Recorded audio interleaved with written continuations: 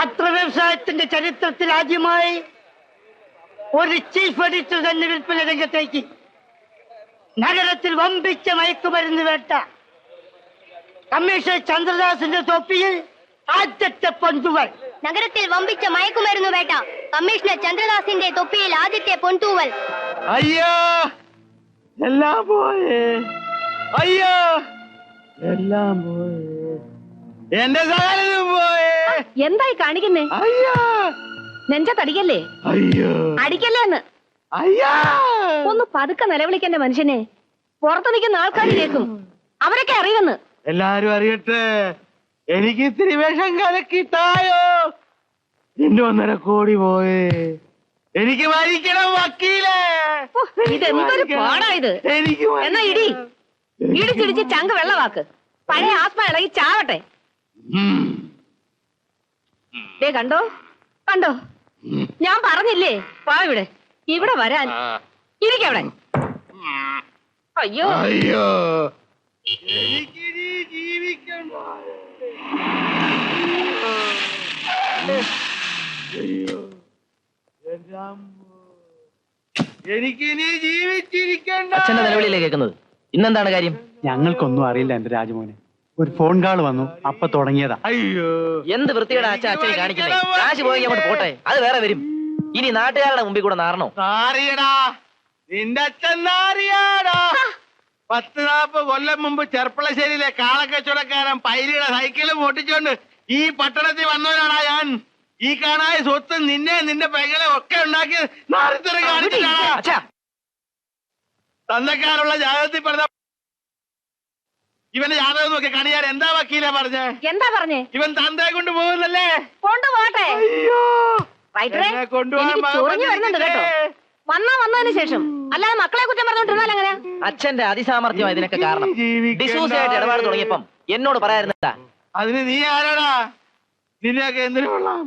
ആ അത് കാണിക്കാൻ അവസരം വരുമ്പോ കാണിക്കാം. അച്ഛാ, അച്ഛൻ ബെണ്ടർ കൂട്ടംപിള്ളയുടെ അരിവപ്പുകാരനായിട്ട് നിന്ന് അക്ഷരം പഠിക്കാതെ റൈറ്ററായി. അവസാനം അയാളെ മുദ്രപത്രം മോട്ടിച്ച് വിറ്റ് ചാരായ ഷാപ്പ് തുടങ്ങി. നിർത്തടാ. നീ ആ ഫോൺ എടുത്ത് സർക്കിൾ പത്മനാഭനെ ഒന്ന് വിളിച്ചേ. കുടുംബത്തുള്ള കമ്മീഷണർ പാര വെച്ചെടുത്താ പത്മനാഭൻ സർക്കിള്. പോലീസുകാരുടെ മകളെ കൊടുക്കരുത് അന്നേ ഞാൻ പറഞ്ഞതല്ലേ വക്കീലേ? ആ നിങ്ങളാണ് ആ കള്ളക്കടത്തിന്റെ പിന്നിലെന്ന് ചന്ദ്രദാസ് അറിഞ്ഞിട്ടില്ലല്ലോ. ഇല്ല. ഇനി ചിലപ്പോ അറിയും. അറിയാൻ പാടില്ല. മുതല് പോയാ പിന്നെ ഉണ്ടാക്കാം. മാനം പോയാലോ? വിളിക്കടാ പത്മനാഭനെ.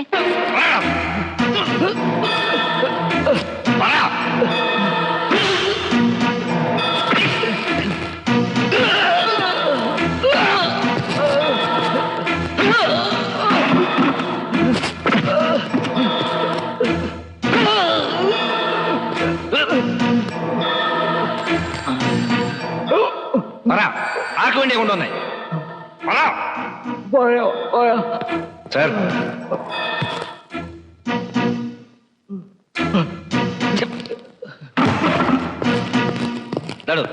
ഒരു ഫോണുണ്ട് വീട്ടിൽ നിന്ന്. അവളോട് ഞാൻ തിരക്കിലാണെന്ന് പറ. അമ്മയാണ് സാർ.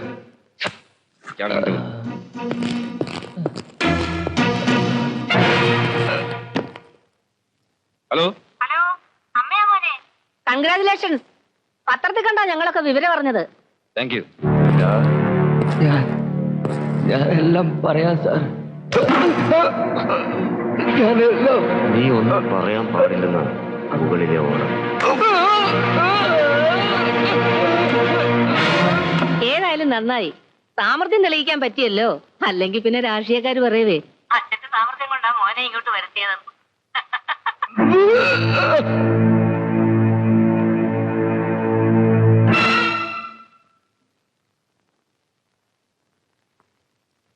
അമ്മേ, ഞാനിപ്പം കുറച്ച് തിരക്കില്ല.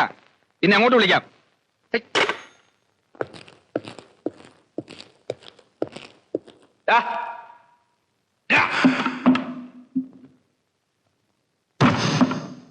പത്മനാഭൻ, കുറച്ച് വെള്ളം.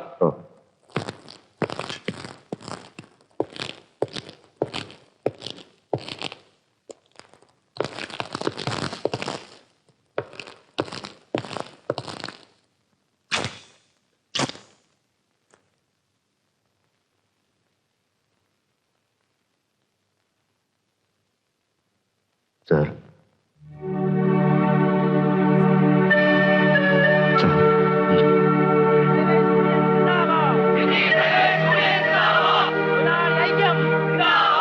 അന്യായമായ തടങ്കൽ വെച്ച് ഡ്രൈവറെ മോചിപ്പിക്കുക, പോലീസ് മർദ്ദനം അവസാനിപ്പിക്കുക, സിറ്റി കമ്മീഷണർ നീതി പാലിക്കുക, സിറ്റി കമ്മീഷണർ നീതി പാലിക്കുക, പോലീസിന്റെ ഗുണ്ടായുസം അവസാനിപ്പിക്കുക, പോലീസ് മർദ്ദനം അവസാനിപ്പിക്കുക.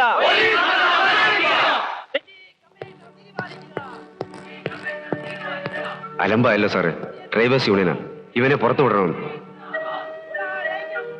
ഉർവശി ശാപ ഉപകാരം എന്ന് പറഞ്ഞ പോലെ സാറിന്റെ അളിയന്റെ യൂണിയനാ. ആ കൊച്ചിനും വന്നിട്ടുണ്ട്. വേണ്ട, അവൻ അറിയണ്ട. പോലീസ് മർദ്ദനം അവസാനിപ്പിക്കുക. നിർത്ത്.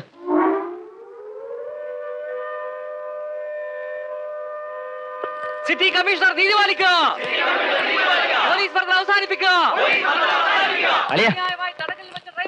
ആ ഡ്രൈവറെ വിട്ടു തന്നേക്കാം. എന്റെ പ്രസ്റ്റീജ് പ്രശ്നം നാട്ടിക്കരുത്. ഇത് പാർട്ടി ഓഫീസ് അല്ല, പോലീസ് സ്റ്റേഷനാണ്. അളിയ അളിയനും പെങ്ങളും ഒക്കെ വീട്ടില്. കസ്റ്റഡിയിലെടുത്ത പ്രതി എന്ത് ചെയ്യണമെന്ന് തീരുമാനിക്കുന്നത് ഡ്രൈവേഴ്സ് യൂണിയൻ അല്ല, അതിനൊക്കെ നിയമങ്ങളുണ്ട്. നിയമം നിങ്ങൾ എന്നെ പഠിപ്പിക്കണ്ട, വക്കീലിനെ കൊണ്ട് തന്നെ വന്നേക്കുന്നത്. സാധ്യമല്ലെന്നല്ലേ പറഞ്ഞത്? പ്രതിയെ മജിസ്ട്രേറ്റിന് മുന്നിൽ ഹാജരാക്കും. വേണേ നിങ്ങൾക്ക് അവിടുന്ന് ജാമ്യം എടുക്കാം. നിങ്ങളിപ്പോ പോണം. പോലീസ് ഗുണ്ടായുസം അവസാനിപ്പിക്കുക.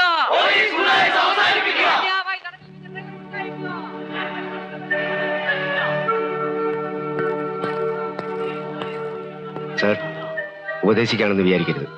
സാർ ചെയ്തത് ശരിയായില്ല.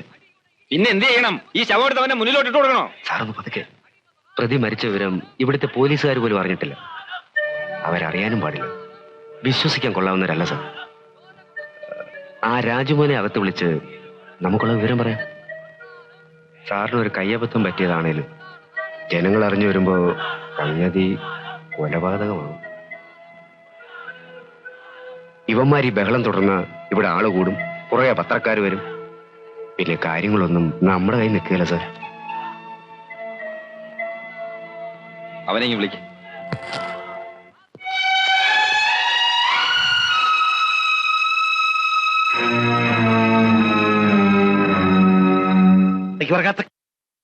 ഇന്ന് നിർത്തിക്കോണം നിന്റെ രാഷ്ട്രീയം.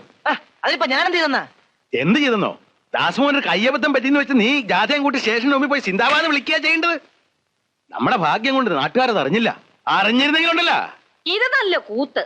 നിങ്ങൾ ഇത് എന്തൊരു വർത്താനോ മനുഷ്യനെ പറയുന്നത്? ഡ്രൈവർ എത്ത കാര്യം അവൻ സ്റ്റേഷനിൽ ചെല്ലുമ്പോഴല്ലേ അറിയുന്നുള്ളൂ. ആ അതെ, ഞാനവിടെ ചെന്നില്ലായിരുന്നേ കാണായിരുന്നു. അളിയൻ ചമ്മല് കാരണം ഈ വിവരം നമ്മളോട് പോലും പറയത്തില്ലായിരുന്നു. ഓ ഭഗവാനെ, ഇതൊന്നും കാണാനും കേൾക്കാനും ഇട്ടേക്കാതെ എന്നെ വൈകുണ്ഠത്തേക്ക് ഞാൻ അങ്ങ് വിളി. എന്റെ ഗുരുവായൂരപ്പാ, ഗുരുവായൂരപ്പാ. ആ മക്കളെ, അമ്മച്ചിയുടെ പഴയ മനസ്സില് ഒരു നല്ല ബുദ്ധി തോന്നുന്നുണ്ട്. രക്ഷപ്പെടാൻ ആ ഒരൊറ്റ മാർഗമേ ഉള്ളൂ. ആ പത്മനാഭൻ സർക്കിളിനെ വിശ്വസിക്കാവല്ലോ. വിശ്വാസക്കേട് കാണിച്ചാ അവന്റെ കൈയും കല്ലും വെട്ടി ഞാൻ. പപ്പനവൻ ഒറ്റയ്ക്ക് പോകണ്ട, അവനെ സഹായിക്കാൻ നമ്മുടെ 3-4 പേരോടെ പോട്ടെ.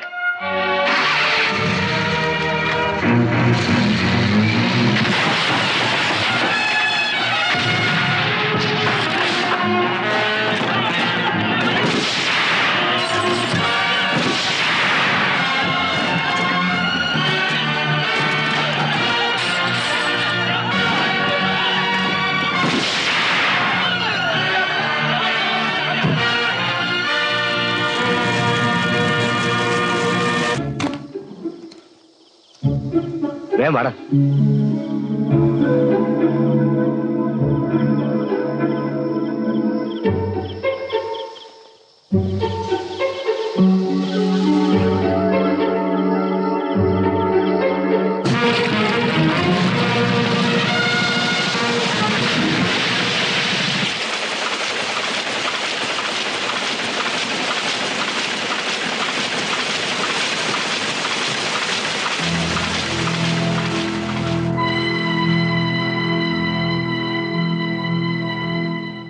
ഈ ആക്രമണത്തിനും കള്ളക്കടത്തിനും പിന്നിൽ ബോംബെ അധോലോകത്തിന് സംശയാതീതമായ പങ്കുണ്ടെന്ന് ഞങ്ങളുടെ കൊളാപാലേഖൻ പ്രദീപ് ചൗധരി അറിയിക്കുന്നു. പ്രസ്തുത സംഭവത്തിൽ കാശ്മീർ തീവ്രവാദികൾക്കുള്ള പങ്കിനെ കുറിച്ച് ഉറപ്പിച്ചൊന്നും പറയാൻ നിവർത്തില്ലെന്ന് ഒരു ഉന്നത പോലീസ് വക്താവ് അറിയിച്ചു. ചേടാ, അതിന് എന്നെ തെറി വിളിക്കുന്നതിനാ? ആ കമ്മീഷണർ ഇത്ര മണ്ടനായി പോയല്ലോ എന്നാ. തൊണ്ടിയും കളഞ്ഞ് പ്രതിയും പോയി. ഛേ, ബാക്കിയുള്ളവൻ രാവിളക്കോളം കാർ ഓടിച്ചത് മാത്രം വെച്ച. ചന്ദ്രദാസ് മണ്ടനാണെങ്കിലും അയാളുടെ അമ്മായിയപ്പൻ അങ്ങനെയല്ല. കിളവൻ ഇത്തവണ നമ്മളെ തോപ്പിച്ചോളൂ. അങ്ങനെ അങ്ങോട്ട് തറപ്പിച്ച് പറയാൻ പറ്റുമോ? സംശയം എന്താ? ആ റിപ്പോർട്ട് വായിച്ചാൽ അറിഞ്ഞൂടെ? ഒരു ടിപ്പിക്കൽ കേളു റൈറ്റർ സ്റ്റൈൽ. ഇലയും മുള്ളും കേടില്ലാതെ അയാളുടെ പോക്കറ്റിൽ. കേളുവിന്റെ മരുമോൻ എന്റെ മരുമോനല്ലടാ. അതല്ലേ ഞാൻ അവനെ കർണാടകത്തിൽ നിന്ന് ഇവിടെ കൊണ്ടുവന്നത്. പക്ഷെ താൻ എന്റെ വാക്ക് കേട്ട് നടക്കാത്തതിന്റെ ഫലമാണ് ഈ അനുഭവിക്കുന്നത്. സാർ, നാട് ഭരിക്കുന്ന മുഖ്യമന്ത്രി ചൂണ്ടിക്കാണിച്ചിട്ടും പോലീസ് കമ്മീഷണർ ഒരു കുറ്റവാളിയെ വിച്ഛോദിക്കുക. അവന്റെ വാക്കും കേട്ടൊരു കൊച്ചുവെളുപ്പാൻ കാലത്ത് കള്ളനെ പിടിക്കാൻ പോവുക. എന്നിട്ടിപ്പോ എന്തായി? തന്നെ വെച്ച് എന്നെ മുഖ്യമന്ത്രിയെ നാറ്റിക്കാൻ ആ ചന്തക്കാട് വിശ്വം ചെയ്ത പണിയാ ഇതൊക്കെ. എനിക്ക് അങ്ങനെ വിശ്വസിക്കാൻ തോന്നുന്നില്ല. വെള്ളമാണെങ്കിലും അച്ഛൻ പറയുന്നേ കാര്യമുണ്ടെന്ന് എനിക്ക് തോന്നുന്നത്. ആ ഫോട്ടോ എന്തി? ഓ മറന്നു, പ്രധാന കാര്യം മറന്നു.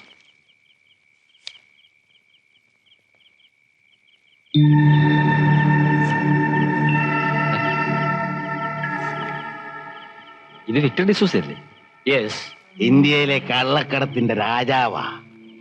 ഇയാള് ബാംഗ്ലൂർ ഇരുന്ന കാലത്ത് അയാളെ തൊടാൻ കഴിഞ്ഞോ? കഴിയില്ല. അതാ അയാളുടെ ബലം. അയാളുടെ കേരള ഏജന്റായി ചന്തക്കാട് വിശ്വൻ. താൻ ഇയാളെ വഴി വെച്ച് കണ്ടുമുട്ടിയത് മുതൽ ഇവിടെ വന്നതുവരെയുള്ള കാര്യങ്ങൾ ഒരു നാടകത്തിന്റെ ഭാഗമായിരുന്നിരിക്കാം. അളിയൻ ധൈര്യമായിട്ട് അവന്റെ ചന്തക്കാട് കയറി റെഡി ചെയ്യേ. അവനെ അകത്താക്ക്. ഈ പറഞ്ഞ കേട്ടിട്ട് എന്തെങ്കിലും തൊണ്ടി കിട്ടാണ്ടിരിക്കുകയില്ല. ഇനി കിട്ടിയില്ലേലും കിട്ടിയെന്ന് പറഞ്ഞ അകത്താക്ക്. മോന്റെ കയ്യിലെ ചോരക്കറ മുഴുവൻ മാഞ്ഞിട്ടില്ല. ജനങ്ങളുടെ ശ്രദ്ധ ഇങ്ങനെയൊക്കെ തിരിച്ചു വിട്ടില്ലേലേ അവിടെ ഇവിടെയൊക്കെ സംശയത്തിന്റെ മുള പൊട്ടും. അതിനിട കൊടുക്കരുത്.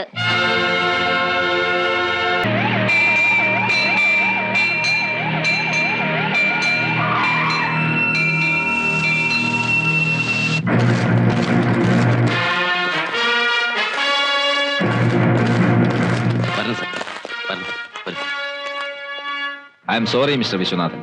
ഞങ്ങൾക്ക് ഈ പ്രദേശം ഒന്ന് റെയ്ഡ് ചെയ്യണം. Especially your office. വാറന്റുണ്ട്.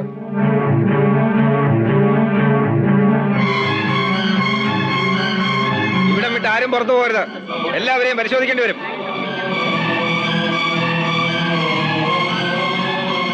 നിങ്ങളുടെ ടാർഗറ്റ് ഞാനല്ലേ? ഇവരെ വിട്ടേ. എന്റെ ഡ്യൂട്ടി ചെയ്യുന്നതിൽ തടസ്സം ഉണ്ടാക്കരുത് മിസ്റ്റർ വിശ്വനാഥൻ. ഇരിക്കണം, എല്ലാവരും ഇരിക്കണം. യാതൊരു പ്രശ്നങ്ങളുമില്ല. എല്ലാവരും ഇരിക്കട്ടെ. അണ്ണാ, ഇവര് ഒന്നുമില്ലടാ, ആ റൈറ്ററുടെ കളിയാ.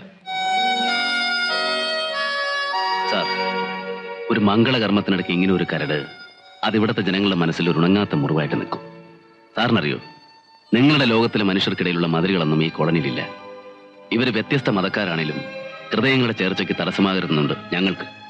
വർഷങ്ങളായുള്ള അത്തരമൊരു ബന്ധം ഇന്നിവിടെ യാഥാർത്ഥ്യമാവുകയാണ്. പിണക്കങ്ങളില്ലാതെ, തടസ്സങ്ങളില്ലാതെ. അതിനിടയിൽ തൽക്കാലം വരെ വെറുതെ വിടണം സാർ. ഈ ചടങ്ങ് തടസ്സപ്പെടുത്തരുത് സാർ. ആദ്യം എന്റെ ഓഫീസ് സെർച്ച് ചെയ്യാം. നിങ്ങളുടെ ഡ്യൂട്ടിക്ക് ഞാനൊരു തടസ്സമാവുന്നില്ല. രജിസ്റ്റർ സാറേ, വിവാഹം നടക്കട്ടെ.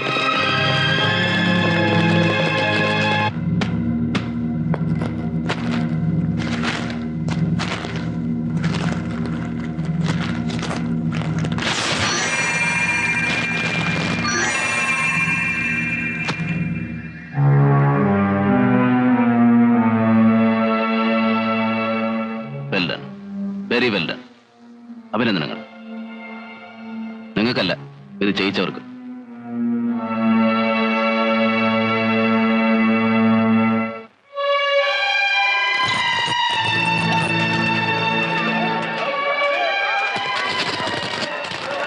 പോലീസ് ഗുണ്ടായിസം അവസാനിപ്പിക്കുക. പോലീസ് ഗുണ്ടായിസം അവസാനിപ്പിക്കുക. പിൻവലിക്കുക. ബഹളം വെക്കരുത്. ആരും ബഹളം വെക്കരുത്. കേസുകൾ പിൻവലിക്കുക.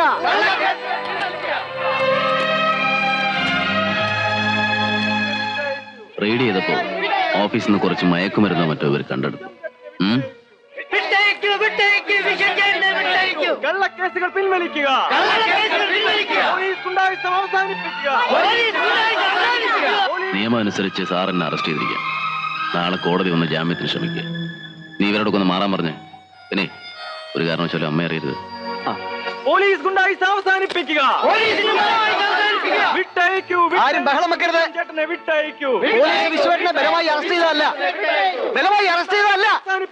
വിശ്വേട്ടനെ അറസ്റ്റ് വഹിച്ചതാണ്.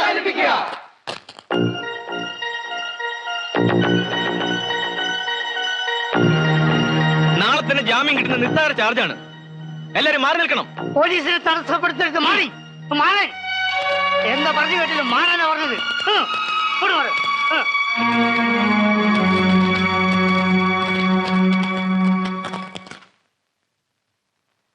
ധനാഢ്യനും ഉന്നത സ്ഥാനങ്ങളിൽ സ്വാധീനമുള്ളവനും എന്തും ചെയ്യാൻ മടിക്കാത്ത അനുയായികളുള്ളവനും സർവോപരി മുൻപൊരു കൊലക്കേസിൽ ശിക്ഷിക്കപ്പെട്ടിട്ടുള്ളവനുമായ പ്രതി വിശ്വനാഥനെ അന്വേഷണ പ്രക്രിയയുടെ ഈ ഘട്ടത്തിൽ ജാമ്യത്തിൽ വിട്ടാൽ അത് കേസിന്റെ സ്വതന്ത്രമായ നടത്തിപ്പിന് വിഘാതം സൃഷ്ടിക്കുമെന്ന് ഞാൻ ഭയപ്പെടുന്നു.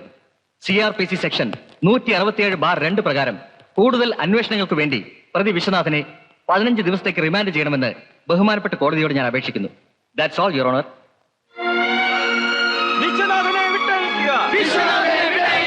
പോലീസ് കമ്മീഷണർ നീതി പാലിക്കുക.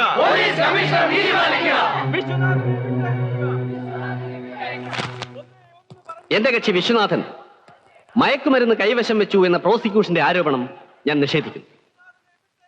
ഏതാനും പാക്കറ്റുകൾ വിശ്വനാഥന്റെ വീട്ടിൽ നിന്നും പോലീസ് കണ്ടെടുത്തു എന്ന് പറയുന്നത് സത്യമാണ്. പക്ഷെ അവ മയക്കുമരുന്നുകളാണ് എന്നുള്ളതിന് എന്താണ് തെളിവ്? ഇത് കണ്ടുപിടിക്കാൻ ഘ്രാണശക്തിയുള്ള നായ്ക്കളുള്ളതായി കേട്ടിട്ടുണ്ട്. പക്ഷേ ബഹുമാനപ്പെട്ട സിറ്റി പോലീസ് കമ്മീഷണർക്കും പോലീസിനും അങ്ങനെ ഒരു കഴിവുള്ളതായി കേട്ടിട്ടില്ല. Objection, your honour. ഉത്തരവാദപ്പെട്ട പോലീസ് ഉദ്യോഗസ്ഥന്മാരെ കുറിച്ച് ബഹുമാനപ്പെട്ട പ്രതിഭാഗം വക്കീൽ കുറച്ചുകൂടി മാന്യമായി സംസാരിക്കണം. ഉത്തരവാദിത്വമുള്ള പോലീസ് ഉദ്യോഗസ്ഥന്മാരുടെ കൃത്യവിലോപത്തെക്കുറിച്ച് തന്നെയാണ് ഞാൻ സംസാരിക്കാൻ പോകുന്നത്. കണ്ടെടുത്ത തൊണ്ടി ഒരു ഗവൺമെന്റ് ലാബിലയച്ച് പരിശോധിക്കാൻ 3-4 മണിക്കൂർ മതി. അത് ചെയ്യാതെ പ്രതിയെപ്പറ്റി വ്യാജ ആരോപണങ്ങൾ നടത്തുന്നതാണ് കൃത്യവിലോപം. Objection, your owner. തൊണ്ടി വസ്തുവിന്റെ ലാബ് റിപ്പോർട്ട് 2 ദിവസത്തിനുള്ളിൽ കോടതിയിൽ ഹാജരാക്കുന്നതാണ്. ആ 2 ദിവസം ഒരു നിരപരാധി ജയിൽ ശിക്ഷ അനുഭവിക്കേണ്ട കാര്യമില്ല. Here is the lab report.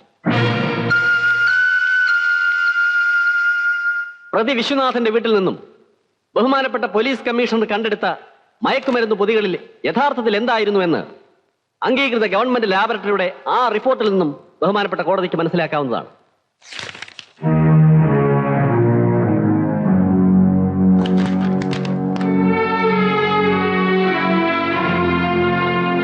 arrowroot powder? Yes, it was arrowroot powder.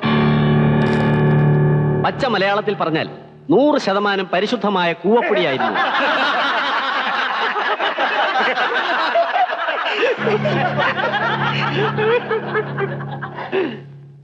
Mister Viswanathan, സുമാർ 1.5 kilo കൂവപ്പൊടി നിങ്ങൾ വീട്ടിൽ സൂക്ഷിച്ചു വെച്ചിരുന്നത് എന്തിനാണ്? തെറ്റാണെങ്കിൽ ബഹുമാനപ്പെട്ട കോടതി മാപ്പാക്കണം. ഇന്ത്യൻ ശിക്ഷാ നിയമപ്രകാരം കൂവപ്പൊടി വീട്ടിൽ സൂക്ഷിക്കുന്നതും അത് കാച്ചിക്കുറുക്കി കഴിക്കുന്നതും ഇത്ര വലിയ തെറ്റാണെന്ന് എനിക്കറിയില്ലായിരുന്നു. എല്ലാ കൊല്ലവും ചാകര സീസണിൽ ചന്തക്കാടുകാർക്ക് ഒരു വയറിളക്കം പതിവുള്ളതാണ്. ചാകരക്കോര് വരുന്ന മത്തി കണ്ടമാനം വറുത്ത് തിന്ന വയറിളകും. അതിന് നല്ല ഒന്നാന്തരം മരുന്ന കൂവപ്പൊടി കുറുക്കിയത്. സംശയം ഉണ്ടെങ്കിൽ ഏതെങ്കിലും വൈദ്യന്മാരോട് ചോദിച്ചാൽ മതി. എന്റെ വീട്ടിൽ മാത്രമല്ല, ചന്തക്കാട് ഏരിയയിൽ ഏത് വീട്ടിൽ തപ്പിയാലും ഒരു 1/2 കിലോ കൂവപ്പൊടി കിട്ടും. എല്ലാവരുള്ള വീടല്ലേ. മത്തി തിന്നരെന്ന് പറഞ്ഞാൽ അതുങ്ങൾ കേൾക്കൂ. ഒരു മുൻകരുതൽ. വിശ്വേട്ടന് ജാമ്യം കിട്ടി. നമ്മുടെ വിശ്വേട്ടൻ നിരപരാധി. കൂവപ്പൊടി കാച്ചി കഴിക്കുന്നത് ഇന്നു മുതൽ കുറ്റകരമല്ല. ആർക്കും കഴിക്കാം. സാറ് വിഷമിക്കണ്ട. സംഗതി ബ്രൗൺ ഷുഗർ തന്നെയായിരുന്നു. ലാബ് റിപ്പോർട്ടിൽ അത് കൂവപ്പൊടിയാക്കാൻ ഇച്ചിരി പണം ചെലവാക്കേണ്ടി വന്നു. എത്രയാടാ? ഒരു 10-15 ആയി. ആ, ഇത് വേണമെങ്കിൽ അടുത്ത കേസാക്കാം. ഒരു ചലഞ്ചായിട്ട് എടുത്തോളൂ. Best of luck.